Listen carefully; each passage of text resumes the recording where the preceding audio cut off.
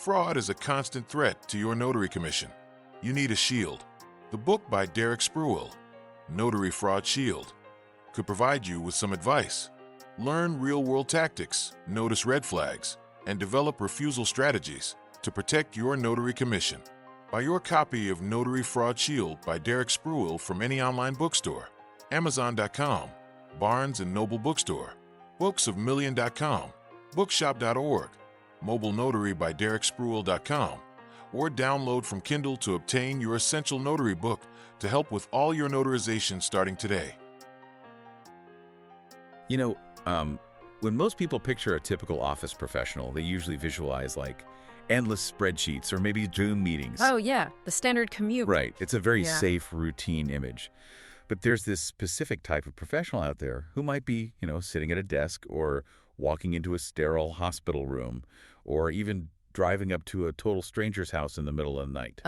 And suddenly, they hold the keys to a person's entire life savings. They hold the keys to a family home or, someone's medical rights. Yeah, that's a massive responsibility. It is. And they manage all of that power with literally nothing more than a pen and a stamp. It genuinely sounds like the setup for like a tense legal thriller or something. Right. But you're absolutely right. I mean, this is happening thousands of times a day in every single city all around you. As a society, we have this dangerous tendency to think of paperwork as just benign paper. Just administrative noise. Exactly. But the exact moment a signature hits that line and your official seal is applied, that piece of paper transforms. It stops being a draft and becomes a binding reality. Lives are, permanently altered in that 1 second. And that profound reality is exactly what we are exploring today. Welcome to Notary Knowledge. And for you, the listener, our mission today is pretty straightforward. We are tackling Foundational Fridays, spotting fraud and undue influence. It's a big topic. It really is. So I want to pause right here for a second.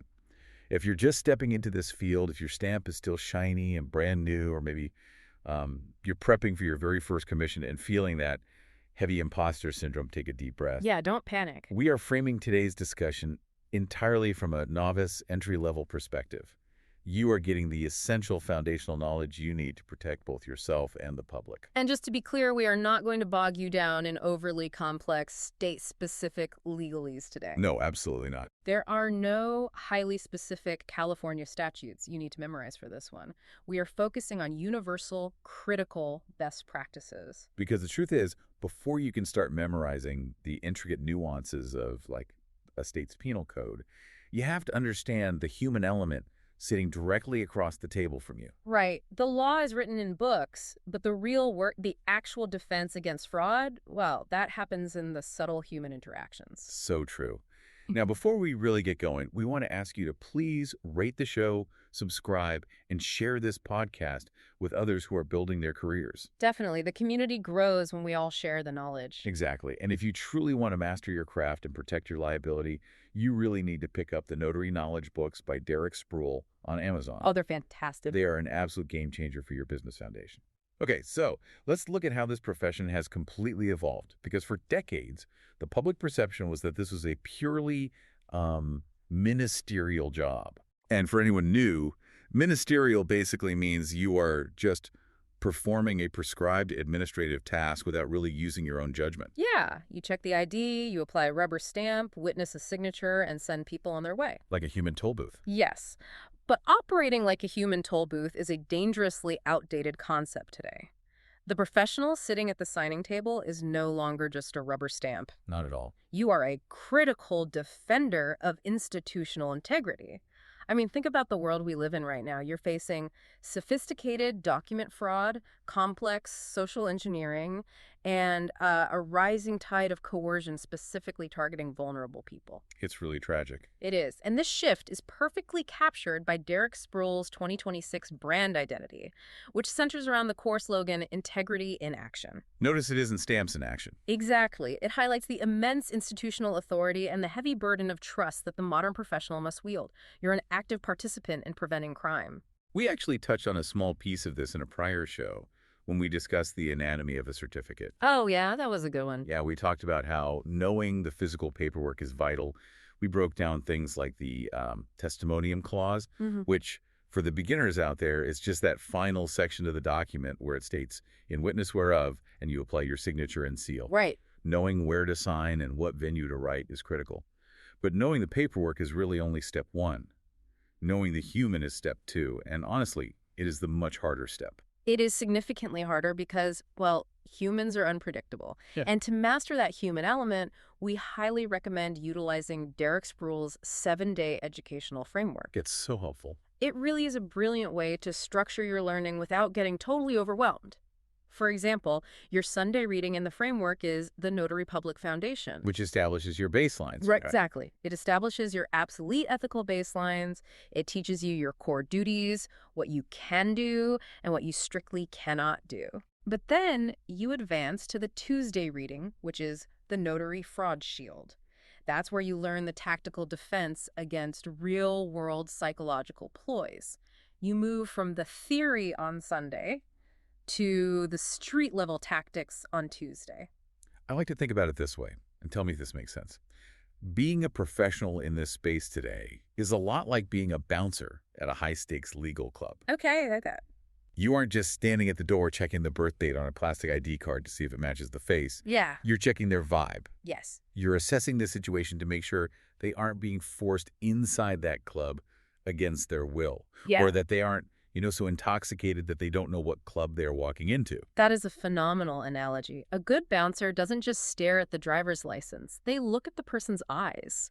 They observe the body language. Right. They look at who is standing directly behind them, whispering in their ear, maybe gripping their arm, or trying to aggressively rush them through the door. Right. But this is where I would push back if I were a novice listener. Okay, lay it on me. If I'm the bouncer, what exactly am I looking for? Because I'm not a psychologist and I don't want to make assumptions about people. Fair point. What are the concrete red flags I should be looking for at the signing table? Mm-hmm.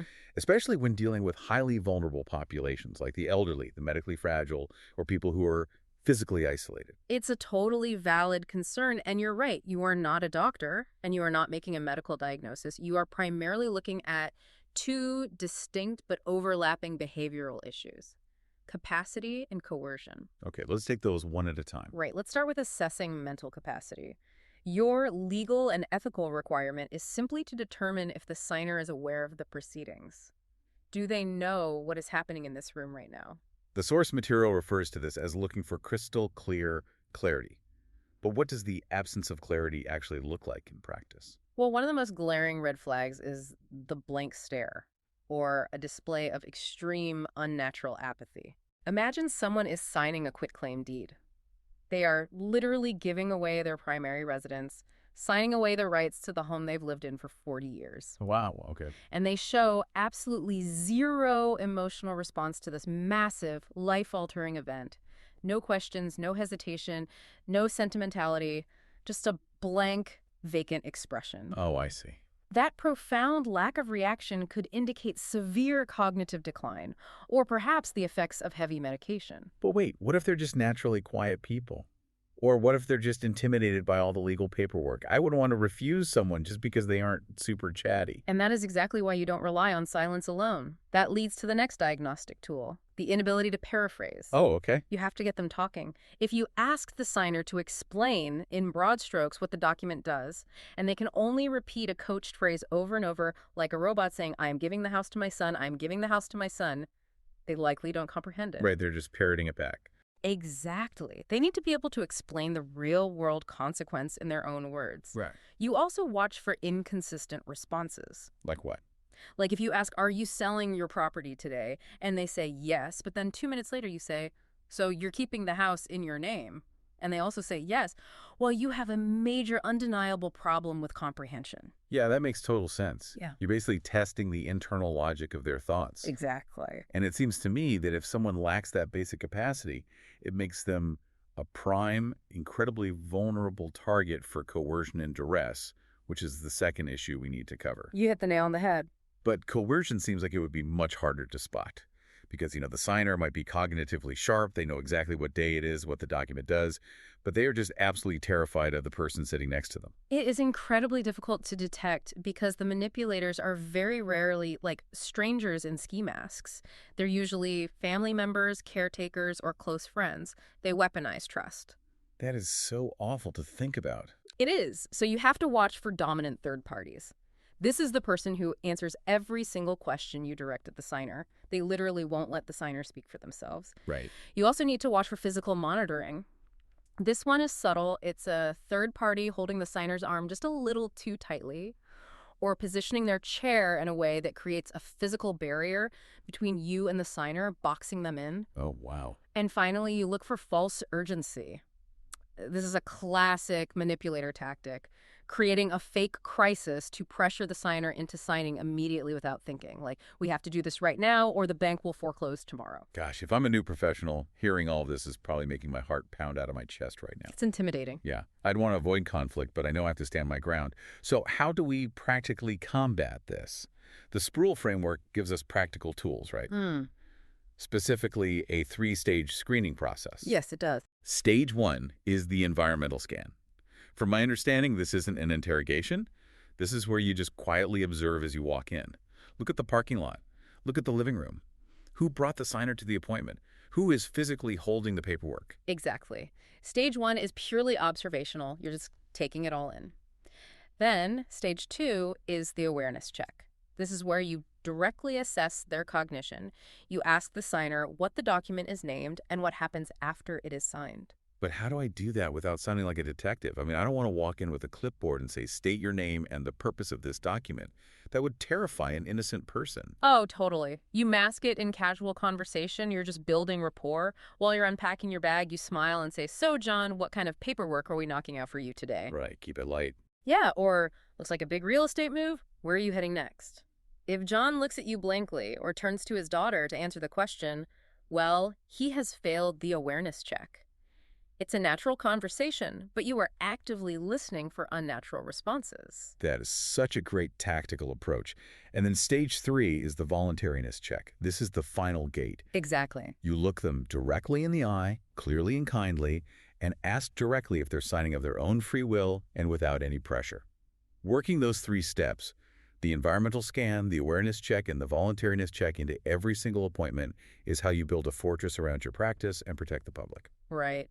And, theory is great, but application is everything. We really need to see how these concepts hold up when the pressure is actually on. I agree, and we're going to get to some real-world practice right after this. We're going to take a quick pause right here for a commercial break. Welcome back. Okay, this brings us to our favorite segment of the show. We are going to put you, the listener, to the test.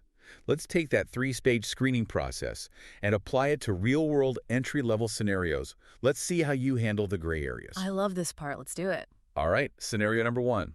You're meeting Mrs. Smith in Pennsylvania. She is an elderly woman, and she is brought into your office by her son. But during your initial stage 1 environmental scan, you notice a huge problem. Oh. Yeah. The son answers every single question you direct at Mrs. Smith. And he keeps interrupting the process, looking at his watch, insisting they're in a massive rush because he has a fight to catch. Oh, boy. Good question. What would you do?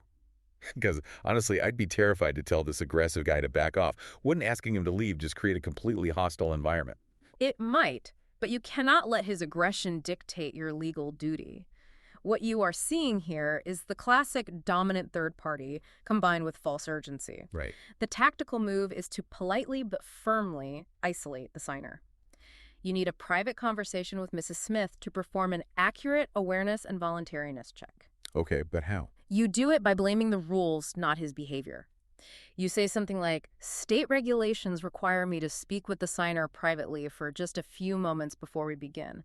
I'll need you to step into the hall. Oh, that's smart. By blaming the rules, you de-escalate his defensiveness. However, if the pushy son flat out refuses to leave the room or give her space, you cannot proceed. The environment is objectively too coercive. That is brilliant. You use your official capacity as a shield. The rules make me do this. Yeah. Okay, let's turn the dial up. Scenario number 2. Okay. You walk into a hospital room in Florida. The signer is Mark. He is medically fragile, lying in bed, hooked up to IVs. During your awareness check, he seems incredibly drowsy. Oh, great. No. And when you try to make small talk, he just gives you that blank stare we talked about earlier. Good question. What would you do? And I will admit, my instinct here is to help him. If he's sick, he probably really needs these medical directives signed today. I'd feel awful walking away. I get that. The desire to help is human, but it can lead to catastrophic legal failures. In a medical setting, your absolute requirement is to verify crystal clear clarity. Wow. Heavy pain medications can severely and rapidly impact a person's cognitive ability. You need to ask Mark to paraphrase the document. Mark, can you tell me what this form does for your daughter? And if he can't? If Mark cannot explain it because he is too heavily medicated, service must be refused. You are not punishing him, you are protecting him. If you notarize a document for someone lacking awareness, that document can be easily challenged and thrown out in court later anyway. That's a really good point. You would document this refusal clearly in your journal and warmly suggest they contact you to try again when his medication schedule allows him a window of alertness. You're protecting the integrity of his wishes by saying no. Wow. All right, scenario 3. Hit me. You're at a kitchen table in California. Sue is trying to sign a power of attorney. But during your initial warm-up conversation, Sue seems very confused about what day of the week it is, and she even seems slightly confused about whose house she's in. Huge red flags. Yeah, and when you ask her what her address is for your journal entry, she stops, looks completely lost, and turns to her daughter to answer for. What do we do here? And keeping in mind, we're analyzing this strictly on general ethics and foundational behavior, not state-specific statutes. Right. Looking strictly at the behavioral red flags, this is a textbook example of severe disorientation. I mean, we all forget the date sometimes. But if a signer is relying on a third party for basic cognition, meaning she has to look at her daughter just to remember her own physical address, she does not possess the mental capacity to grasp the profound legal weight of granting someone a power of attorney. She just can't. Exactly. She cannot give away power she doesn't currently possess. The only ethical choice here is to pause the transaction, inform the family that you cannot establish the required awareness, and refuse the act. It's heartbreaking, but it's necessary. Let's move to scenario 4. Let's do. You arrive as a mobile professional at a house in Texas. This is Hal's home. But the moment you walk through the door, the environment is incredibly tense. It's thick with anger. Oh, I hate walking into those. It's the worst. Family members are literally shouting at each other across the living room over a property deed. And Hal, the one who is supposed to sign, is sitting at the kitchen table as the silent signer. Yikes. Yeah, he's completely shut down, staring at his hands, avoiding eye contact with everyone, including you. Yeah. I'm just going to be honest. I am not a referee or a police officer. I'm just a professional doing my job.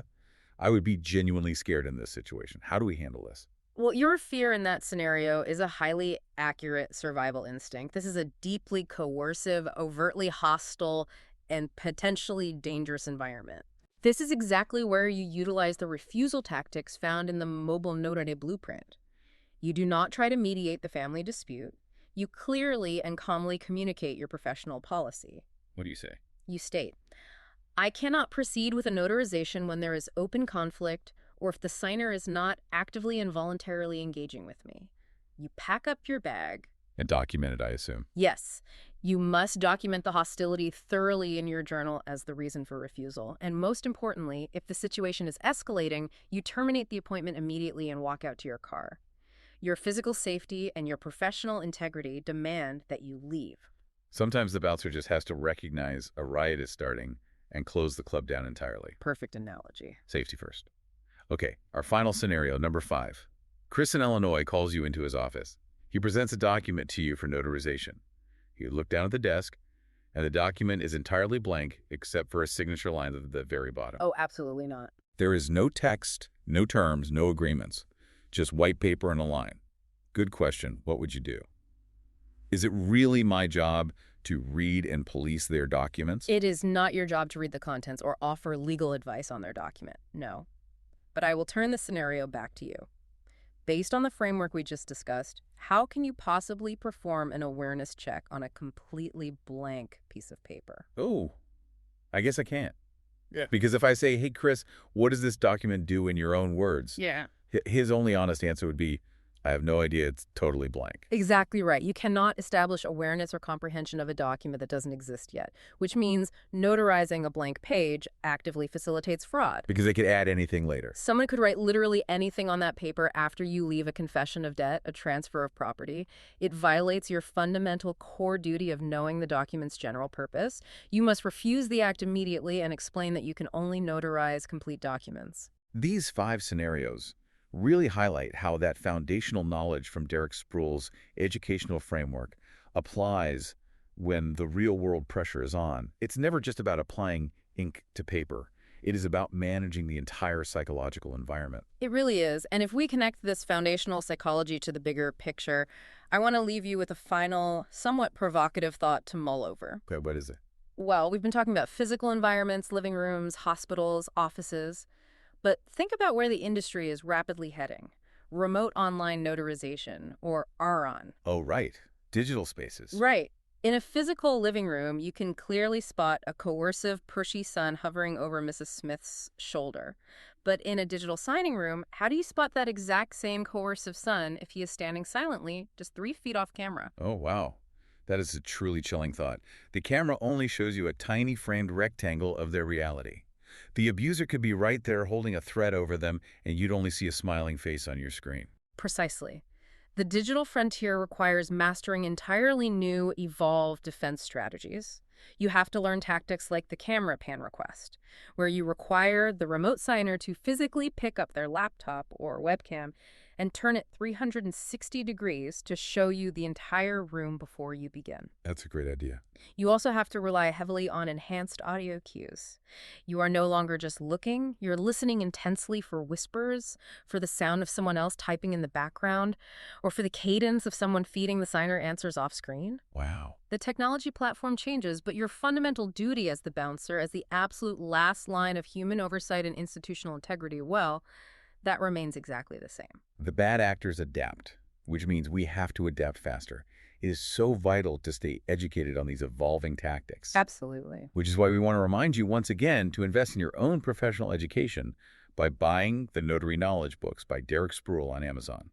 Prepare yourself before you are sitting at that table. Be ready. And please, rate the show, subscribe, and share the podcast with anyone who is stepping into this incredibly important field. We really appreciate the support. Email your questions to Derrick@derrickspruill.com.